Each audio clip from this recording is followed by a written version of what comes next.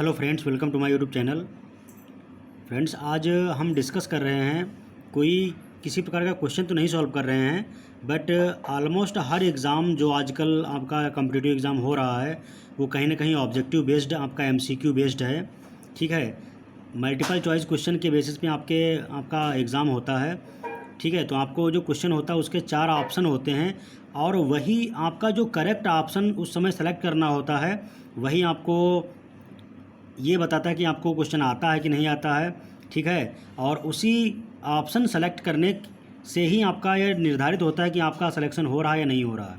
ठीक है, तो कहने का मतलब ये है कि आपको आपकी प्रिपरेशन तो बहुत ज़रूरी है ही, लेकिन उसके बावजूद आपको एग्ज़ाम में आपको यही ऑप्शन सेलेक्ट करना है। ठीक है, तो वो मेन ज़रूरी है कि कैसे आपको करेक्ट ऑप्शन मिल जाए। ठीक है, तो बहुत सारे मेथड हैं जिसके थ्रू आप ऑप्शन, तो आपको जनरली क्या होता है एग्ज़ाम्स में 4 ऑप्शन दिए होते हैं, तो उनमें से आपको अगर जो करेक्ट ऑप्शन पता चल जाए, ठीक है, तो वो आपका ऑप्शन सही हो जाएगा और ऑप्शन से ही आपको इवेल्यूट किया जाएगा। ठीक है, तो कभी कभी क्या होता है आपको एग्जैक्ट सभी ऑप्शन नहीं पता हैं, लेकिन ये पता है कि 2 ऑप्शन इसमें ये नहीं हो सकते। ठीक है, तो 2 ऑप्शन आपको लगता है कि इसमें से कोई हो सकता है, तो वहाँ पे आपको ऑप्शन, आपको 2 में से 1 सही होने का चांस लग रहा है, तो इसका मतलब 50% चांस है कि आपका आंसर सही हो जाए। ठीक है, तो इस प्रकार की सिचुएशन में आपको एग्जैक्ट तो नहीं पता है कि इसका क्या ऑप्शन सही है, लेकिन आपको ये पता है कि 4 में से 2 ऑप्शन सही हैं। ठीक है, तो इस प्रकार की सिचुएशन में जो मैं आज ट्रिक्स बताने जा रहा हूँ ये आपके लिए बहुत फ़ायदेमंद हैं। ठीक है, क्योंकि सब कुछ तो सबको हर कोई परफेक्ट नहीं होता, सब क्वेश्चन के आंसर तो किसी को भी नहीं पता होते हैं। ठीक है, क्योंकि इंसान की जो क्वालिटी है वो है फॉरगेटफुलनेस, मीन्स इंसान चीज़ें भूलता ज़रूर है। ठीक है, इसीलिए उसकी मेमोरी इनफाइनाइट है, अगर चीज़ें भूले ना तो वो कभी भी कोई चीज़ याद नहीं रख सकता।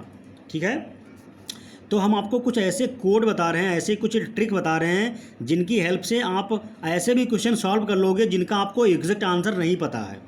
ठीक है, आपको एग्जैक्ट आंसर नहीं पता, उसके बावजूद आप ऑप्शन को ध्यान में रख के, ऑप्शन को देख के पता कर सकते हो कि इसमें करेक्ट आंसर कौन है। ठीक है, तो हम आइए कुछ ट्रिक्स बताते हैं। ये आपके चाहे नीट का पेपर हो, चाहे नेट का पेपर हो, चाहे आपका गेट का हो, चाहे आपका एसएससी, आईबीपीएस, मल्टीटास्किंग, या आपका कोई टीचिंग का एग्ज़ाम हो, या फिर केवीएस, एनवीएस, DSSB, या फिर आपका यूपीएससी का हो, या पीसीएस का हो, या फिर आपका किसी भी इंडिया लेवल का हो, स्टेट लेवल का हो, या कोई किसी भी प्रकार का कॉम्पिटिटिव एग्ज़ाम है वो भी एमसीक्यू बेस्ड, तो ये आप फाइनल टिप्स अपना सकते हो, आपका इसमें फ़ायदा डेफिनेटली होने वाला है। ठीक है, तो ये आपका वीडियो बहुत फ़ायदेमंद होने वाला है, बस आप ध्यान से इसको देखिए, वीडियो पॉज करके इसको नोट डाउन कर लेना और इनकी ट्रिक्स को जो मैं बता रहा हूँ वो अप्लाई करना। ठीक है, बस, लेकिन आप, इसका मतलब ये नहीं कि अपनी तैयारी कम कर देना, ऐसा नहीं है। प्रिपरेशन हार्ड वर्क का दोस्तों तो कोई तोड़ नहीं है, यह बात मैं कह सकता हूँ कि हार्ड वर्क इज़ अ की of success. Okay, but smart hard work with smart leads you the way of success. ठीक है, आप थोड़ा सा स्मार्टनेस भी दिखानी है, जैसे कभी कभी कोई क्वेश्चन का ऑप्शन आपको क्लियर पता नहीं है, बट आपको लगता है कि शायद ये आंसर इन दोनों में से सही हो सकता है। जैसे आपका करंट अफेयर है, रीजनिंग आपका करंट अफेयर है, हिस्ट्री है, ज्योग्राफी है, इस प्रकार के पीपल एंड इन्वायरमेंट है, साइंस का है। ठीक है, न्यूमेरिकल एबिलिटी के क्वेश्चन जो आते हैं वो तो आपको पता चल जाता है निकल के का आंसर कौन सही है, लेकिन जो हिस्ट्री, ज्योग्राफी, इन सब्जेक्ट से क्वेश्चन है उनका जो आंसर है वो आप एग्जैक्ट नहीं पता है, तो उस केस में आप ये टिप आप अपना सकते हो। वो ट्रिक्स अपनाओगे तो आपका डेफिनेटली फ़ायदा हो जाएगा एग्ज़ाम में।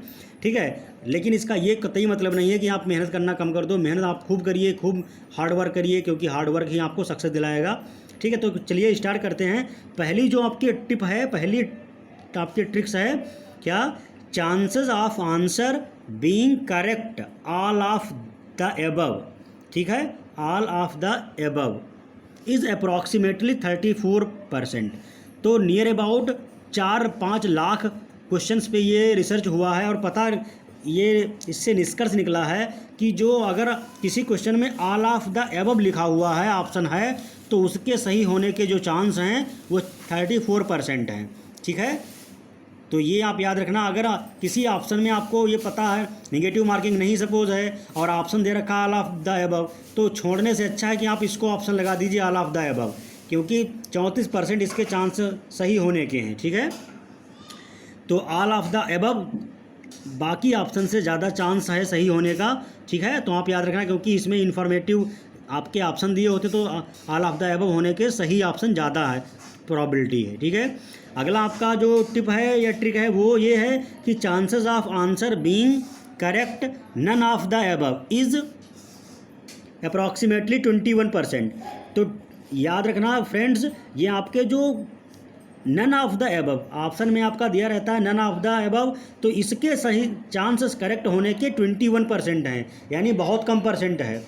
4 ऑप्शन में एक ऑप्शन का जो सही होने की प्रोबेबिलिटी कितनी निकल गया है, 25%। तो ये तो उससे भी कम है, ठीक है। तो नन ऑफ दी जो एबव है इसके चांस सही होने के बहुत कम है, ठीक है।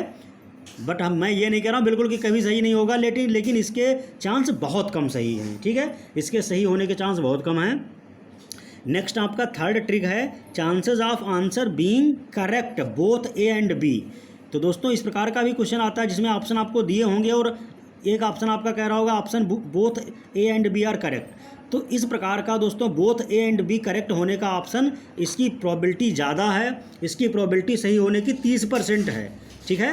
मीन्स 25% से तो ज़्यादा ही है, ओके। अगला आपका है trick, if there are terms like absolute, always, never, 100%, 0%, etcetera is always less likely to be correct. अगर दोस्तों किसी सेंटेंस में इस प्रकार के टर्म आपके यूज हों, जैसे एब्सोल्यूट, ऑलवेज, कभी भी नहीं, नेवर, 0%, 100%, तो इस प्रकार के सेंटेंस को सही होने, जो वाक्य लिखे बने हुए हों, इस प्रकार के वाक्यों में शब्द आए हों, तो उसके सही होने के चांस बहुत कम होते हैं। ये भी आप नोट पॉइंट याद रखना, ये आपके एग्ज़ाम में हेल्प करेगा आपका स्कोर अच्छा करने में, क्वेश्चन का सटीक आंसर सर्च करने में। अगला है if there are terms like may be, may not be, rarely, most of the time, it has high chances to be correct. तो दोस्तों जिस इन प्रकार के सेंटेंसेस में जिनमें likely, may be, may not be, rarely इस प्रकार के वर्ड यूज हों, तो उनके सही होने की चांसेस ज़्यादा हैं, ठीक है। ये आप याद रखना, इसके सही होने के चांस ज़्यादा हैं। अगला क्वेश्चन है read question carefully twice and focus keywords, ठीक है। तो आपको एग्ज़ाम हॉल में ये आप बहुत इंपॉर्टेंट है याद रखना, क्वेश्चन को 2 बार ज़रूर ध्यान से पढ़िए, ठीक है। और कुछ वर्ड को फोकस करिए, जैसे आपको वर्ड फोकस करने, true, false, not true, not false, correct, not correct.